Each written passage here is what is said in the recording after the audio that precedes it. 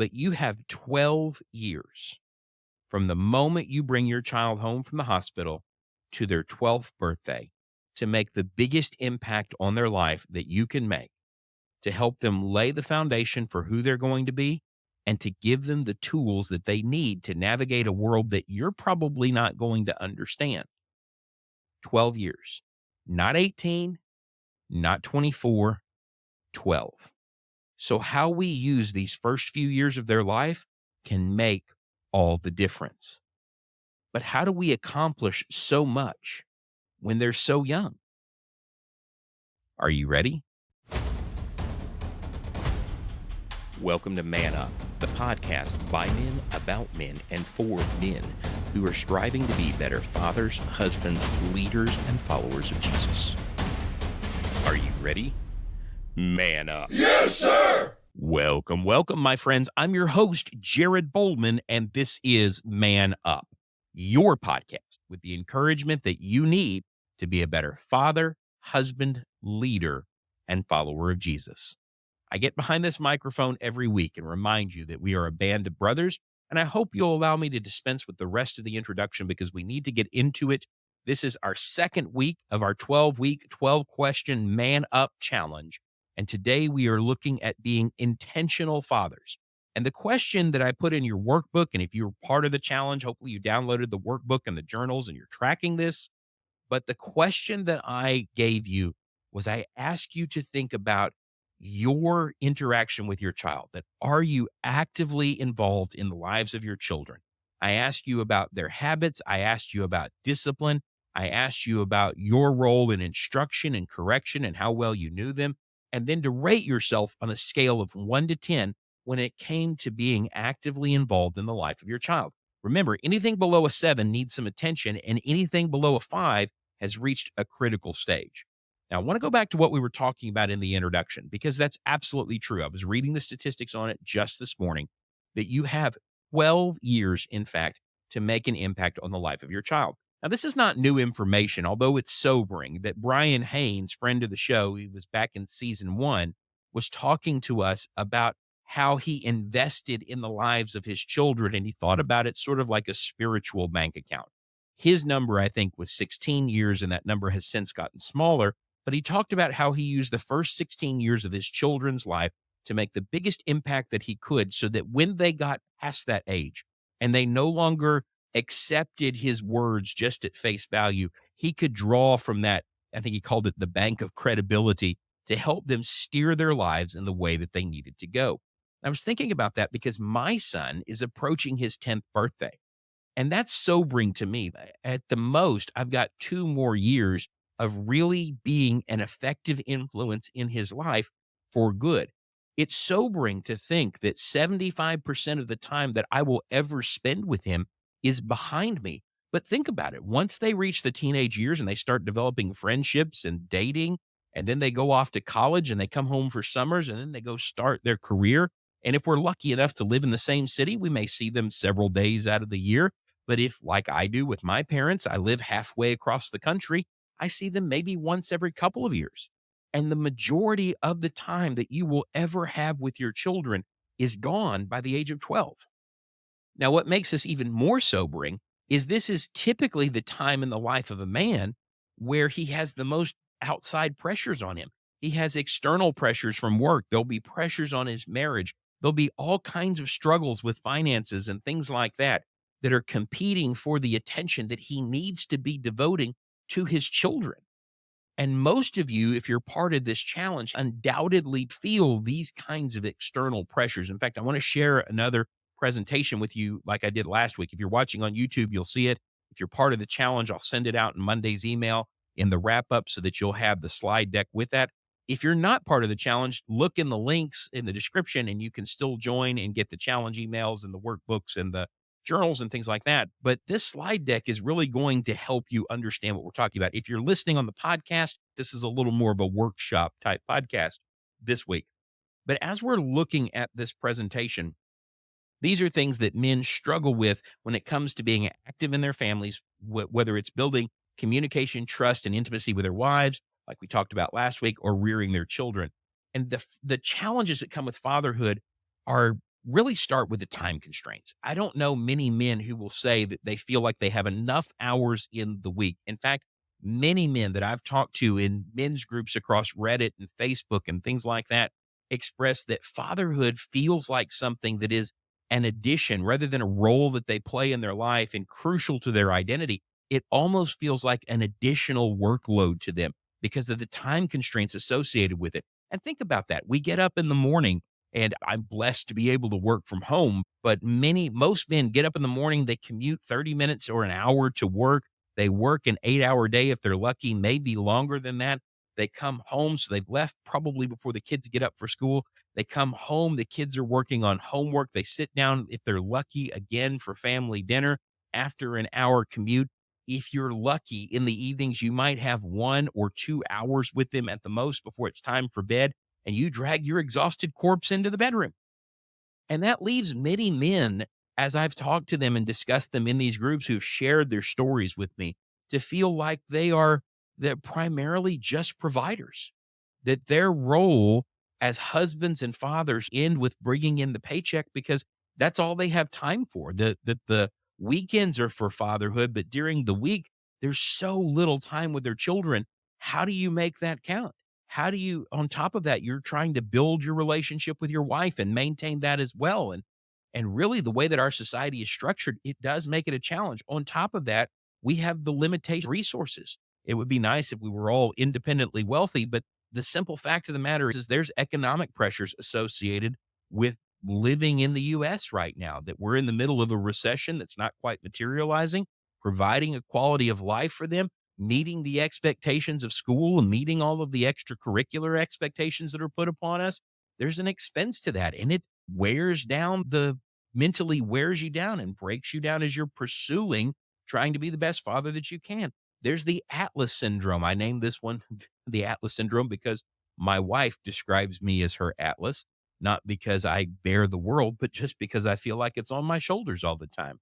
But it's the stress from being the primary provider, the support figure, the one who is expected to have the answers when it comes to life's biggest questions, feeling irrelevant, the shifts in the family dynamics. I was talking to one individual just the other day who's part of a group that I'm in on Facebook about dads helping other dads be better fathers. And he was talking to me about his struggles. And of course, I'm trying to give back. I'm 25 years as a minister and 4 years as a podcaster, and 2 of those focused exclusively on men being better men. And I was just listening to him, and he was laying it all out for me and talking about how since COVID and the birth of their daughter, that there was just so little interaction between he and his wife, and they were just going through the motions and fighting all the time. And he said, eventually we came to the conclusion that we would just get divorced. But she's got a family to go to, and she wouldn't do that to me because I'd be living on the street. He said, I just don't even know what role I play in her life anymore or what role I play in the life of my daughter anymore. I can't do anything right. I'm just a shell. Have you ever felt that way? Have you ever felt like it would just be better if you got in the car and just drove, like their lives would be better without you? If you have, you are not alone. You're not. You absolutely are not. And I walked him through last week's communication, trust, and intimacy. And I told him, I said, look, if she's willing to try and you're willing to try, there's still an opportunity there. I walked him through some Bible passages. We talked about it. We prayed about it. But the focus, the impetus for change had to be on him. I said, this is the point where you're going to have to dig down deep. And I didn't use the deep voice, but really man up and make the decision that, yes, that's what I want to do. That's where I want to go. I'm willing to work on myself because that's what this is really all about. All of these things that we're going to look at are the kinds of constraints that we put upon ourselves, that they're really the worldview that we adopt because we feel helpless to affect any kind of change in our life. And I told him, I said, you're not alone. I back in 2016, anybody remember the Great Recession of 2016? It was a bad one. I can remember that I got to the point where I couldn't even provide health insurance for my family anymore. I was sitting in my pickup truck in the driveway just thinking, I don't even know what to do. I don't know how to go about fixing this. I moved my family at the time. It was several hundred or a couple hundred miles away from our family. We could still get to them within a few hours and things like that. But I felt overwhelmed. And this was days and days of this, and it was just wearing on me. I felt trapped in this cycle. And I remember this one day, for whatever reason, I just decided I'm just going to sit here. And I had this long conversation with God, just laid it all out for him. And then I went into the house and I shut the door of the truck. I slammed it probably. And I started walking toward the house. And in the window was a little boy who was waiting for me to get home. He was so excited to see me. And I can remember him saying, "My daddy is home." He was so excited. He didn't know about what I was going through. He didn't know what it was like to worry about living life without health insurance because I couldn't afford it anymore. He didn't know any of that, and he didn't need to know any. He ran up to me because to him, his world had come home. And that feeling of irrelevancy is much more from the inside than it is the outside. And ultimately, what this leads us to is a paralysis when it comes to fatherhood, because many of us are afraid of failing. We see our children's struggles. We don't know how to deal with them.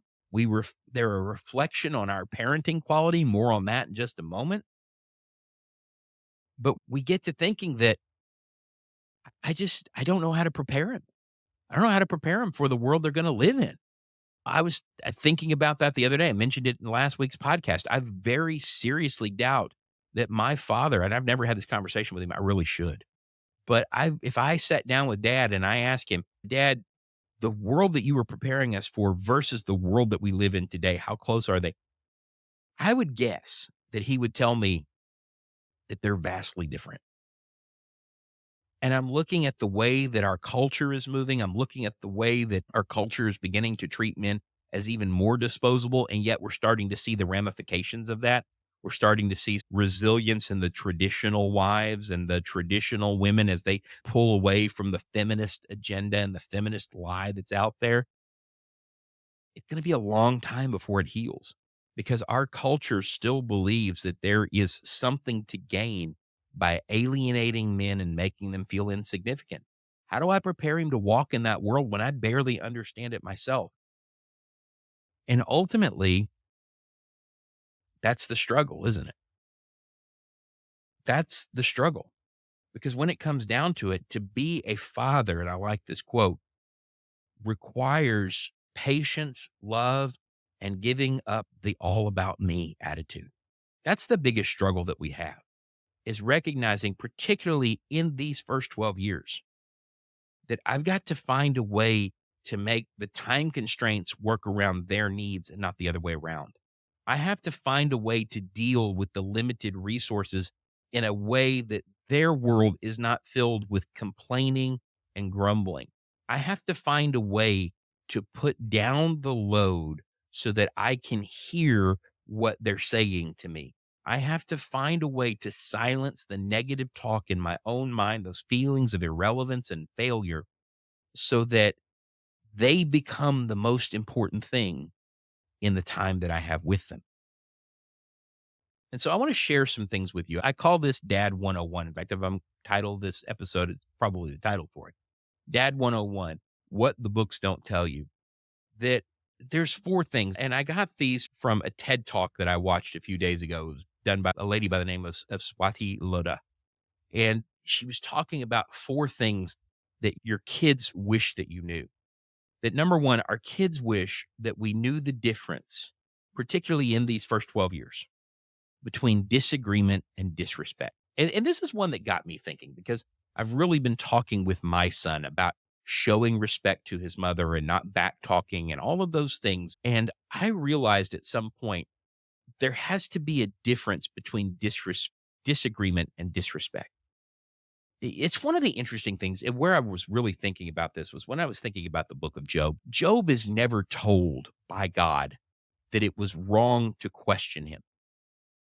And I think sometimes as parents, because we want to take that shortcut to you need to respect me and you need to learn to respect authority, that we take a little bit of a shortcut and we don't really process the difference between disagreement and disrespect.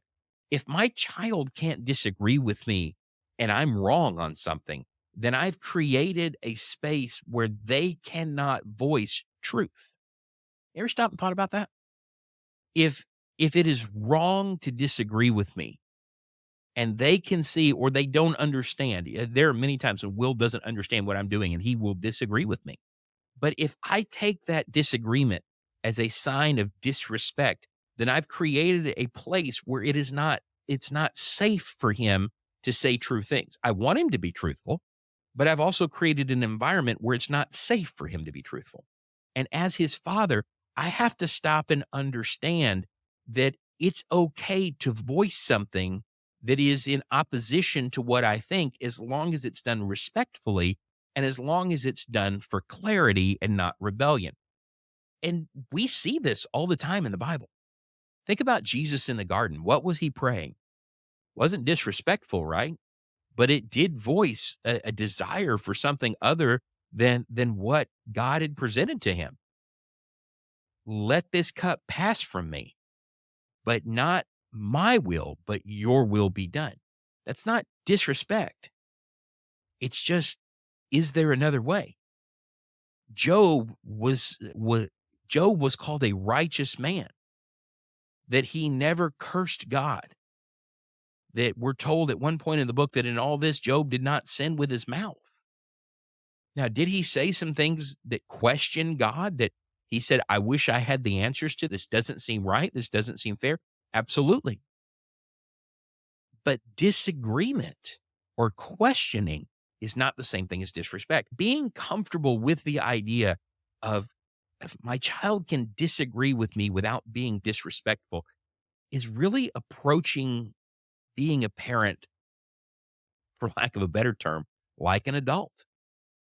That when I'm comfortable in my masculinity, I'm comfortable in the role that I have as the authority figure in my family, then disagreement doesn't bother me so long as it's respectful and it's without rebellion. And that's what I'm trying to help Will understand. And he's working through it. In fact, the other day, he and I were having a conversation. He goes, Dad, I'm sorry. That sounded disrespectful. And it really didn't to me. It was a simple, honest question about why I'd ask him to do something. And I tried to put aside the idea of the because I said so. There are times when God says, because I said so, but there are also many times when God explains exactly why he's doing what he's doing in scripture. And if God presents himself as the example of this is what a father should be, in fact, it's the name that he uses for himself when he draws us the closest to him that he ever does, then I should be comfortable with answering questions when my child, who doesn't have the life experience that I have, wants to know why. And I'll show you why that's important in just a minute. But there's a few other things that our children need. Let's get to them. But not only do they need us to understand the difference between disagreement and disrespect, we need to understand that they care much more about honest critique than an inflated ego. We live in the world of the hyper ego, and I believe a lot of this comes from the fact that we do have so little time, those 12 years, and then just so few hours, like I was describing the work week earlier. We have so little time together that many times what we want to do is we want to exaggerate that time. We want to make it worth more than it actually is. And so what you'll see is a lot of parents today maneuvering and pushing and shoving, trying to get their kid recognized as the best. I'm going to tell you, most parents care way more about their kid being the best than their kid actually does. They want us to see their progress. They don't want us to inflate their ego. They want us to see their progress. And many times the reason why we fall into these traps is we're trying to make the most of this time and saying, I'm in your corner, so I'm going to be the most in your corner that I can ever be. And it leads to all of these strange kinds of confrontations where we're actually teaching our kids not to respect authority because their ego is more important than authority. but it's not really their ego at all. Most of the time, it's ours. But not only do they want that, they want us to understand that sometimes they want to give us feedback. You know, being the child means being under discipline. The root word of discipline is discipleship. Our children get feedback all the time. They get feedback at school. They get feedback from their friends. They get feedback in aspects of their life if they're involved in recreational sports and things like that. They're getting feedback and coaching and discipline all the time. But they also need to know, and this sort of goes with knowing the difference between disagreement and disrespect. They also need to be able to tell us what they need. The best lessons I've ever gotten in being a parent is listening to my child tell me what he needs. Now, sometimes he's dead wrong about that. Sometimes he is absolutely wrong, and what he perceives as his need is not really his need at all. But it gives me a window into what he's thinking. It opens the door for a conversation. And remember what we said last week about love. The basis for love, the foundation of love, is the intersection of communication, trust, and intimacy. This emotional intimacy. But when we open the door to communication, we have the opportunity for trust and emotional connection to grow. But not only do they want us to accept and listen to their feedback, but they are not going to be, and this really goes with inflating their ego, they're not going to be as goal oriented as we are. We're typically looking at success the way that grown-ups look at success. I look at success like, can I provide for my family? That feels pretty successful. Can I, in this crazy economy, can I find some ways to make some extra dollars in YouTube and podcasting and things like that to help around with the budget? That makes me feel pretty successful if I can manage to do some things like that.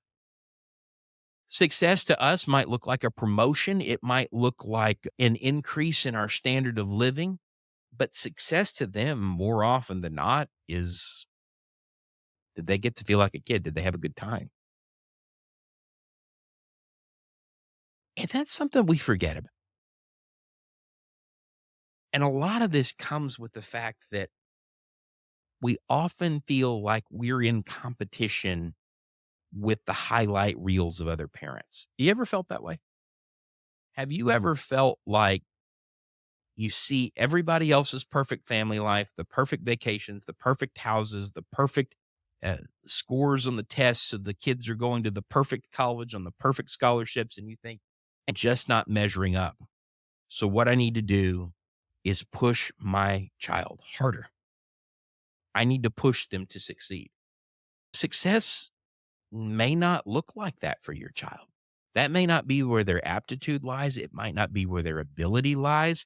And if we don't take the time to get to know them, and we are pushing them either into the mold that we wanted to grow up into and didn't, think about all the guys that kind of live vicariously through their kids on the ball field and things like that, that when we push them into a mold that worked for us or didn't work for us, or we push them into a mold that that works for society or the friends that were the frenemies that were, people still use that word, frenemies, that we're competing with, then what we do is we create goals for them that they're not passionate about.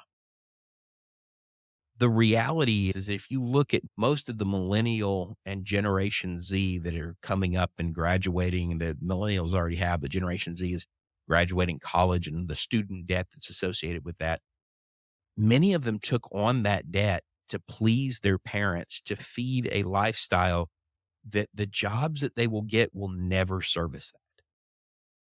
Remember what I talked about earlier when I said that my dad was preparing me for a world that he couldn't realize was never going to materialize? We cannot prepare them for every eventuality and inevitability. But the more we try to pour them into a mold that's made for someone else, rather than building the foundations for the life that they're going to live, the harder that struggle is going to be for them. There's one more note I want to talk about before I move on to the tips of how to deal with some of this. And this is a quote that I've heard and experienced in my life. The only perfect parents are the ones without children. I remember one time my wife and I had gone to a restaurant and we were working in Centerville, Texas at the time. And this little restaurant, it's kind of a cool place. It was an awesome steakhouse. They were only open Thursday, Friday, and Saturday. And they did just gangbuster business on those days. Hundreds and hundreds of people going through there every single weekend, to the point that they didn't need to be open the rest of the week. In fact, they probably were doing it by that point just because they really enjoyed visiting with the people that came there to eat steaks. And it was not a white linen tablecloth kind of place. In fact, most of the tables in there were outdoor furniture that had tablecloths draped over the top of them, but it is absolutely the best steak you will ever eat. It's called the Leona General Store and Steakhouse. If you end up going through Leona, Texas for any reason, not that you would have a reason to go to Leona or that you would need a reason to eat at this place. But I remember my wife and I were there. Will was maybe 18 months old at the time. He's getting to that age where it was fun to play the drop game. You guys know what the drop game is, right? You sit him down in the high chair, you put the cars on the table in front of him. He pushes the Thomas the Tank Engine around the edge of the table. It gets to a certain point, and he knocks it off and goes, uh-oh. And he grins impishly as you reach down and pick up the train in the car. And it's an interaction game. It's enjoying interaction.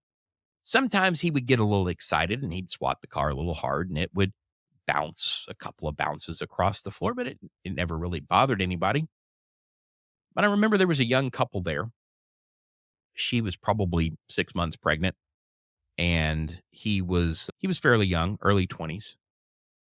And I remember him very loudly proclaiming, about the fifth time Thomas or Percy bounced off the table, I remember him very loudly proclaiming as he looked my wife dead in the eye as she was stooping over to pick up this little train and had the tired look in her eyes of a mother who's been keeping up with a toddler all day long.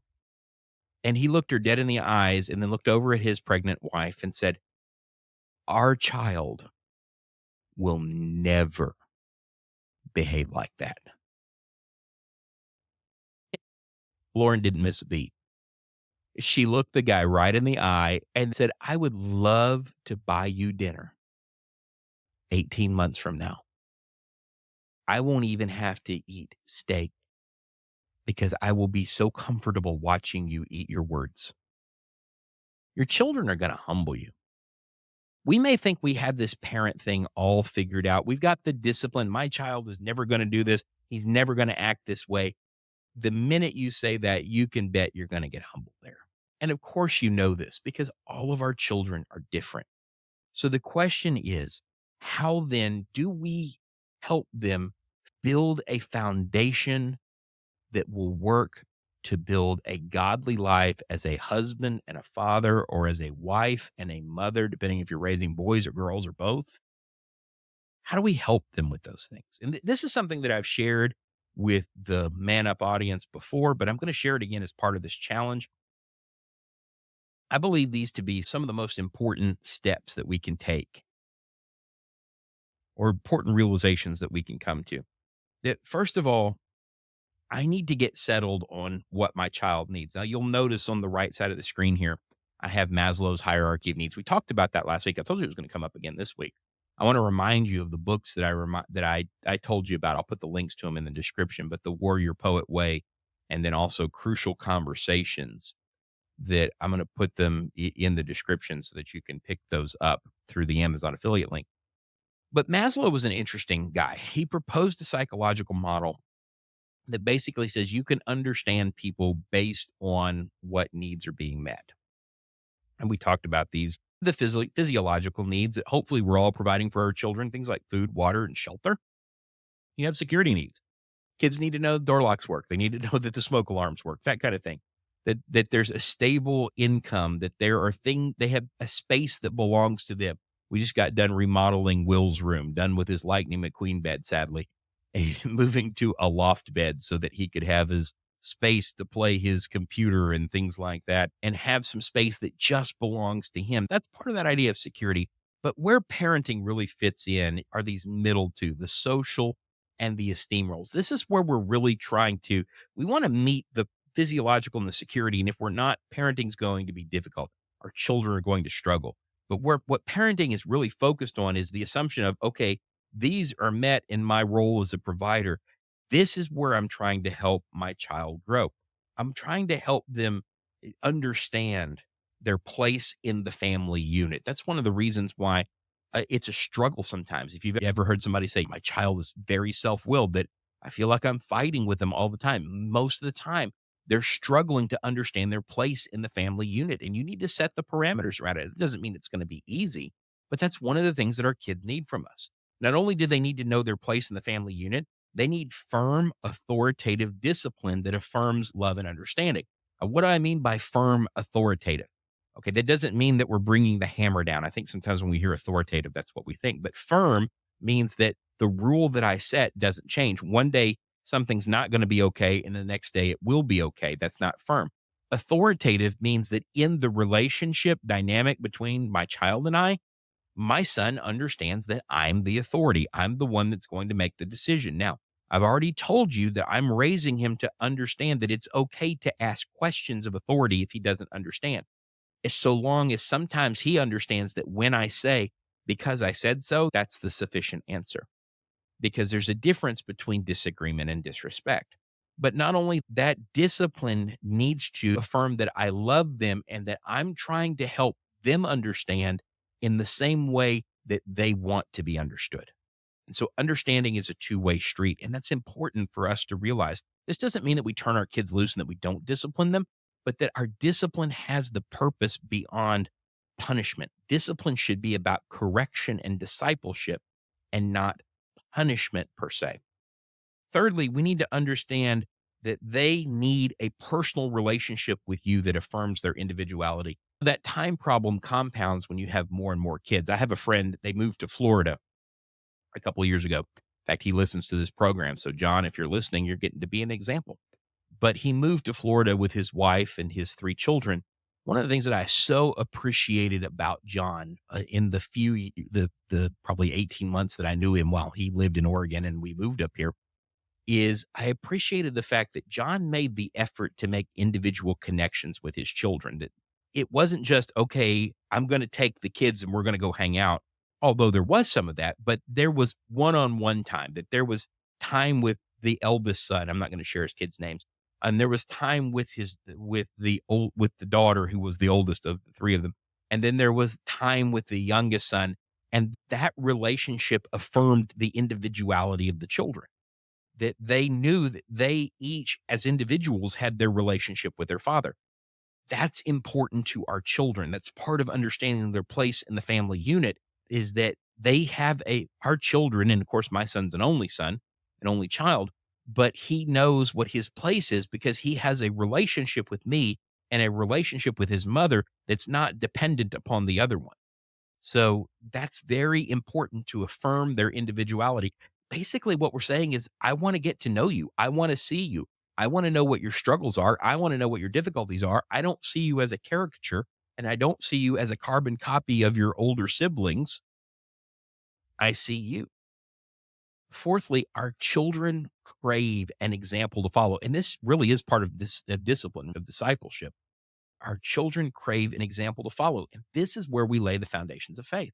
They're going to decide what it means to be a person of integrity by the way that we conduct our lives and by the things that we say. And this is really filling out this social hierarchy and the self-esteem or the esteem hierarchy so that they can pursue the things that really come with self-actualization. And honestly, that's where building a relationship with God, even though that's not what Maslow was, a humanist, so he didn't end up with faith, but that's where it would fit on this hierarchy of needs. So what we're creating is an example for them to follow. And this is where we really disciple them in faith. And that ultimately what we're trying to do is help them know their worth and have self-confidence. And that is so crucial. Lauren talks about a lot, that she knows her worth. She doesn't always have self-confidence, but she knows her worth. And that's something that really attracted me to her. Not that she didn't have confidence, but that she knew her worth. She had enough confidence to let me know it was okay to ask her out, because she knew that I have that level of self-confidence, but she knew her worth. And we need our children to know their worth. And they depend on us to communicate that to them through our actions, through our behaviors, through the effort that we put in and the time that we give them. But now we're running up against those challenges again. Where do we find the time when fatherhood sometimes feels like a second job, when we're doing good just to be a provider, when we're going through the motions in our marriage and not really connecting on an intimate level, and our relationship with our spouses are based on proximity rather than any kind of love? There's so much that we need to correct, and it might feel daunting if we don't take it a bite at a time.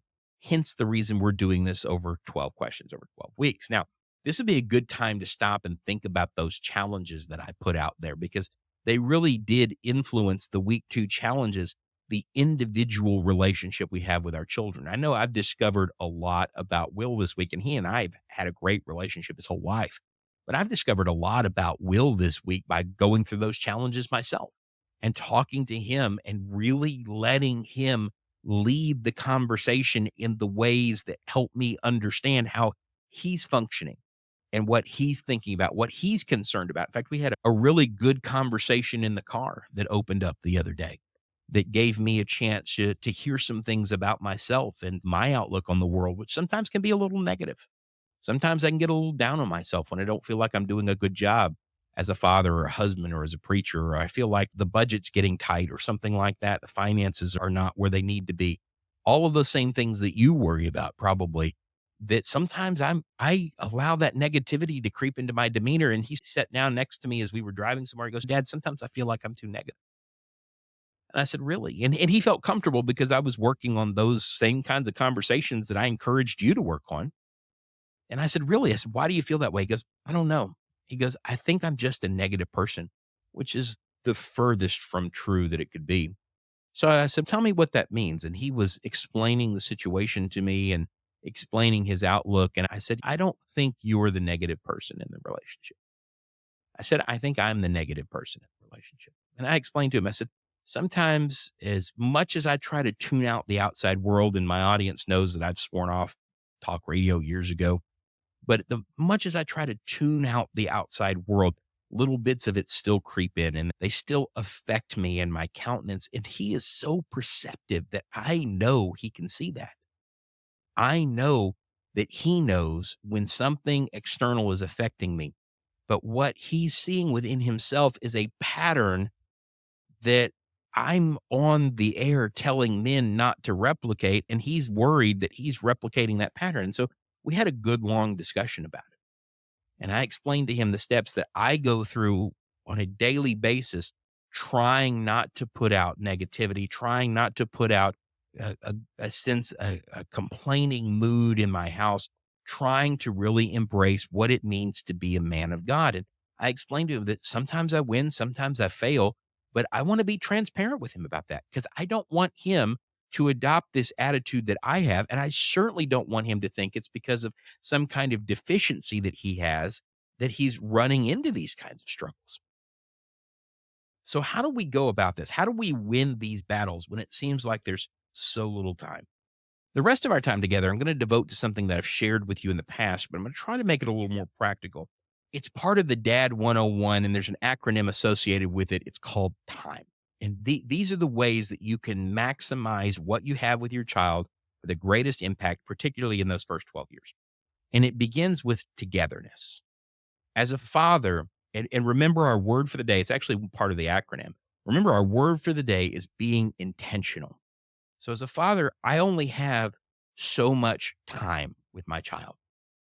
And so I'm going to have to be careful what I choose. And some of this may mean looking at the expectations of the world and say their mental, social, and spiritual development is more important than an academic win right now. I'm going to be totally honest with you. Our world, their school, their extracurricular activities are going to pull your children in as many directions as they can, and they don't care because there are dollar signs associated with that. So as fathers, we're going to have to set the tone for what's really good and the way that they really need to develop. And so it starts with this idea of focusing on togetherness. And togetherness, I like to call just being present when we're together. And that means that instead of just being in the same room, I need to engage in some shared activities that strengthen bonds. That can be teaching a new skill. That can be learning a new skill. My son got something the other day. He is dying for me to try it. And I promised him, I said, tomorrow, I'm going to let you show me how to use this. And he is so excited to teach me that. He is so excited to be able to teach me something. He's asked me 3 times about it. Dad, remember you said tomorrow. I said, I know. I'm going to let you teach me how to use it. He is so excited because you know why?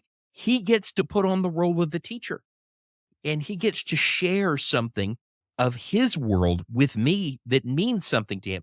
And that is so important to their development. You want to know what's important to your child?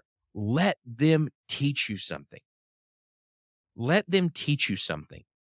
Yeah, he used to love to play the Lego video games, and he loved nothing more than when he got a new one, and he knew that his mom and I really didn't care. Dad, let me teach you how to play Lego Star Wars.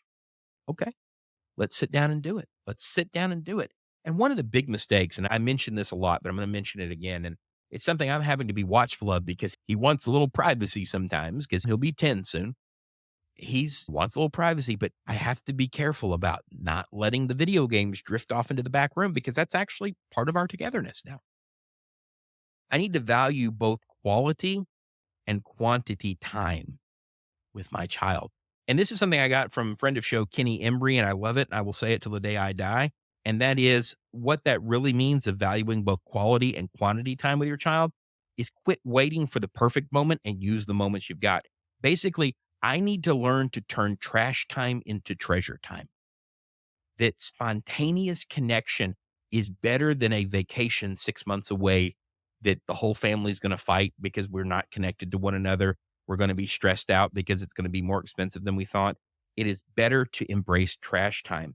And physical and emotional presence is key. There are times when he's at that age where he just has big feelings.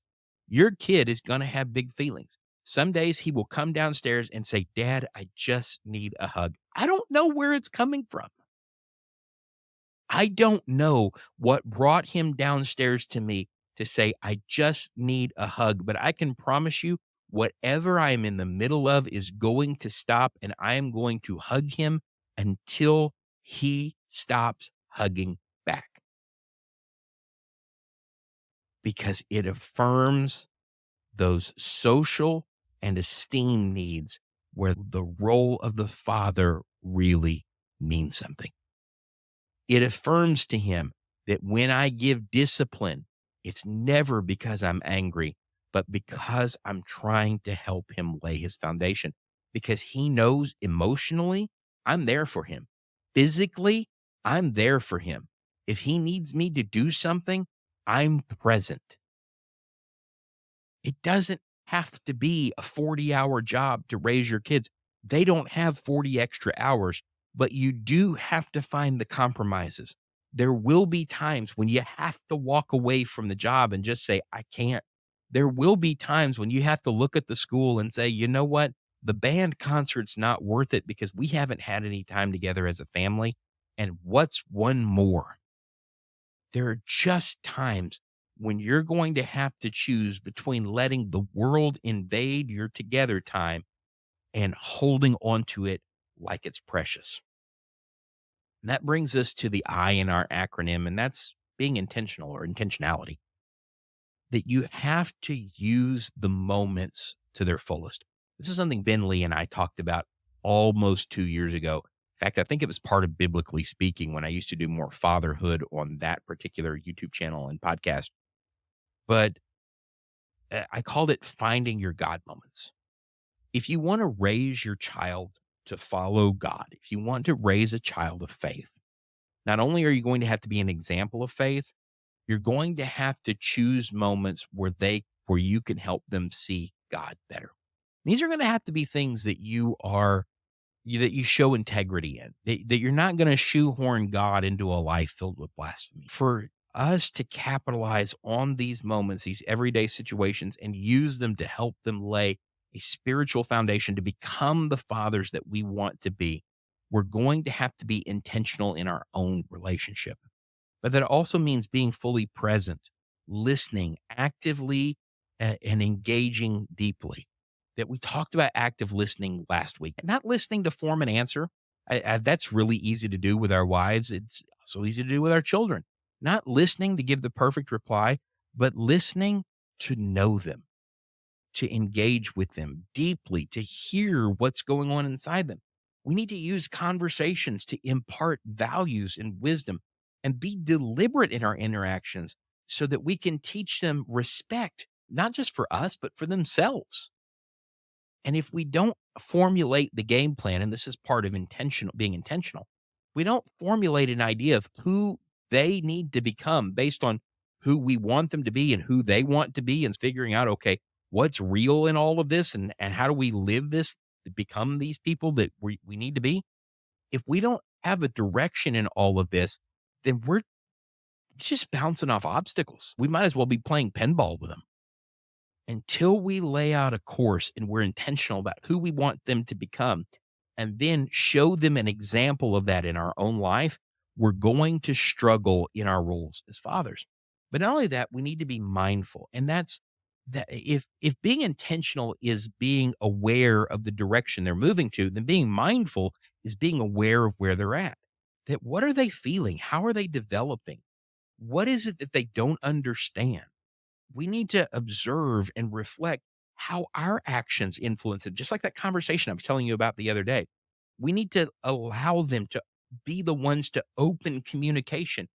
We don't know what they don't understand until they tell us. And that's an absolutely true statement. There are things that I think that my son understands, and then he begins talking to me about them and telling me how little he knows about it. And then I am dumbstruck by how woefully ineffective I've been in some part of my parenting. It's not his fault. It's my fault. Now I can internalize that and I can become down and I can look at it as one of those obstacles I showed you on the first page, or I can say, okay, this is an area I need to be intentional about. But if I'm not mindful of his progress, if I'm just blindly allowing him to spend those 12 years, I may be pouring the influence in, but I'm not seeing where the concrete's setting up, so to speak, then I'm going to end up with someone who doesn't know how to communicate their struggles. I need him to be able to communicate his struggles. And ultimately, the E in time is, of course, enthusiasm. I need to learn to celebrate my child's achievements with joy and with pride. They don't have to be the best at everything. That's one of the things that is a real struggle for Will, that if he can't be the best at it, he doesn't want to do it. I don't know where that comes from. That's something internal to who he is. That there's no middle ground with him. He's either the best at it or he's absolutely the worst. And that's something that I have to work with him on to celebrate those achievements. I need to be excited when he invites me to be part of his life. I need to show him the kind of positivity that supports an outlook of faith. And ultimately, this is going to help him develop his self-worth and his self-confidence. Being a great dad involves presence, intention, awareness, and joy, because every moment with your child is an opportunity to build a bond over, again, just 12 years that will last a lifetime. Your actions and your attitudes are going to shape the future of your child. And if you don't continue to learn and grow and enjoy your journey of fatherhood, they're not going to enjoy their journey growing into adulthood. And I want to leave you with this thought, because I realize that 12-year thing can be a bummer. I don't know where I heard this, but I've been hearing it more and more lately. I don't know where I heard it first, I guess I should say. The only time we really fail as men, as fathers, in any aspect of our relationship, whether it's with our wives or our children, with our God, is when we quit, when we don't dig down deep and find the courage to go again and give it another try. Now, that's what this program and this 12-week challenge is all about. And I hope that time, the time acronym at the end, helped you, but I also hope it helped you see that other men struggle with exactly the same things that you struggle with, and that there are answers and solutions out there. that being a parent is ultimately about laying a foundation that they're going to build something upon that I promise you will amaze you if you give them the tools that they really want from you. So that's really what question number 2 is all about. Are you meeting the challenges? You still got a few days to do them, and that you don't stop at the end of the week. You keep going. But are you meeting those challenges? Did you really make the time to build those relationships with your children? You filling out your journal? Is that helping? Are you growing? Did your answer to that last question under question number 2 change after going through some of this? Do you feel a little more hope? If not, I'd encourage you to go back and listen again, because this is the foundational material. We're going to get into some deep stuff starting next week. This is just foundational stuff. I really want you guys to be ready for the coming weeks in this challenge, because they can transform you if you understand what you're building towards and you're committed to going all in to being a man of God as a husband and as a father. Look, until I see you again next week for the 3rd week in our challenge, be looking for those emails that come out Monday and Tuesday so that you can get the wrap up and then the new week's challenges, also the journal entries that are part of those. Check out the links in the description for those books that I mentioned, and certainly subscribe to the channel if you're watching on YouTube. And until I see you again, have a good day. God bless, and man up.